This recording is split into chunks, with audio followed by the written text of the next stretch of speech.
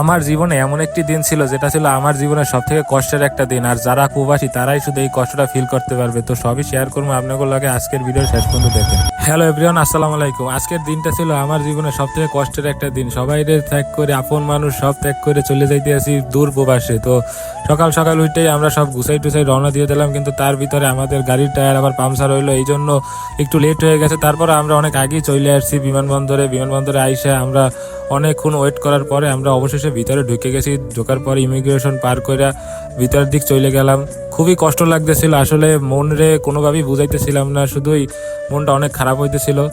তারপরও কিছু করার নাই, পুরুষের জন্যই বিদেশ। এরপরে অনেকক্ষণ ওয়েট করার পরে আমরা অবশেষে বিমানের ওঠার জন্য সবাই সিরিয়াল বাই চলে যাইতেছিলাম। সিরিয়াল বাই বিমানের ভিতরে ঢোকার পরে আমার উইন্ডোর সিট দিছিল, যেহেতু আমি বলছিলাম যে আমি নতুন যাচ্ছি, আমাকে উইন্ডো সিট দিয়েন। এরপরে কিছুক্ষণের ভিতরেই আমার বিমান আকাশে উড়াল দিল। আসলে মনটা তখন কোনোভাবেই মানাইতে পারতেছিলাম না, মনটা অনেক খারাপ হইতেছিল। এর ভিতরে আমার ফোনের নেটওয়ার্কও চলে গেল। এরপরে বিমান থেকে কিছু খাবার দিল আমাকে। তাছাড়াও আমি দেশ থেকে বিরিয়ানি নিয়ে গেছিলাম, আমার পাশের সিটের লোকের সাথে শেয়ার করে খাইলাম। এরপরে ওয়াশরুমে গেলাম একটু। এরপরে আমরা দুবাই আইসা পৌঁছাইলাম। দুবাই আইসা পৌঁছাইয়া, যেহেতু ট্রানজিট বিষয়, এখানে আমার 2.5 ঘন্টার মতন বসে থাকতে হবে, এই জন্য বসেছিলাম। এরপরে দুবাইয়ের মার্কেট ঘুরে দেখলাম, এয়ারপোর্টের ভিতরে যে মার্কেট আছে। তারপরে আমাদেরকে ডাক দিল 21 নম্বর গেট দিয়ে চলে যাওয়ার জন্য। তারপরে আমাদেরকে বাসে উঠাইয়া নিয়ে যাইতেছিল বিমানের কাছে। ওইখানে যাইয়া আমি বিমানে উঠবো, এই জন্য একটু বাস থেকে বেরোয়া একটু চারিদিকে ঘুরে ঘুরে দেখতেছিলাম। সূর্য উঠছে, সূর্যটা আসলে অনেক ভালোই লাগতেছিল, সূর্যের আলোটা। তারপরে যেহেতু এর আগে কখনো বিমানে উঠি নাই, সেহেতু বিমান ভালো করে একটু দেখতেছিলাম, আসলে অনেক ভালো লাগতেছিল তখন। তারপরে আস্তে আস্তে বিমানের দিকে ঢুকে গেলাম, বিমানের ভিতরে চলে গেলাম। বিমানের ভিতরে যাইয়া সিটে বসে পড়লাম।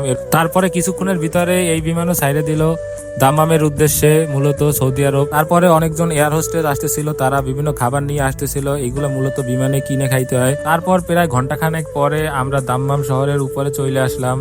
জানলা দিয়ে দাম্মাম শহরটা দেখতেছিলাম, খুবই ভালো লাগতেছিল। আসলে নবীর দেশ আসলে দেখতেই অনেক ভালো লাগে। তারপর আমাকে বিমান দিয়ে নামাই দিল। আমি হাইটা এয়ারপোর্টের দিকে যাইতেছিলাম, সৌদি আরব দাম্মাম এয়ারপোর্টের দিকে। তারপরে অবশেষে যাইয়া কনভেয়ার বেল্টের ওইখান দিয়ে আমার লাকিজ নিলাম। লাকিজ নিয়ে তারপরে সৌদি আরব দাম্মাম এয়ারপোর্টের ভিতরের মার্কেট একটু ঘুরে ঘুরে দেখলাম। দেখার পরে বসেছিলাম ওইখানে, আমার আব্বু আমারে নিতে আসবে, ওই জন্য আমি অনেকক্ষণ বসেছিলাম। বসে থাকার পরে অবশেষে আমার আব্বু চলে আসলো। তো অবশেষে আমি সহি সালামতে সৌদি আরব পৌঁছাই গেলাম। তো সবাই আমার জন্য দোয়া করবেন, যাতে আমি এইখানে যে উদ্দেশ্যে আসছি সেইটা হাসিল করতে পারি। তো আজকের ভিডিওটা এই পর্যন্তই। ভিডিওটা ভালো লাগলে একটা লাইক করে দিয়েন, আর পেজটা অবশ্যই ফলো করে দিয়েন। আল্লাহ হাফেজ, আসসালামু আলাইকুম।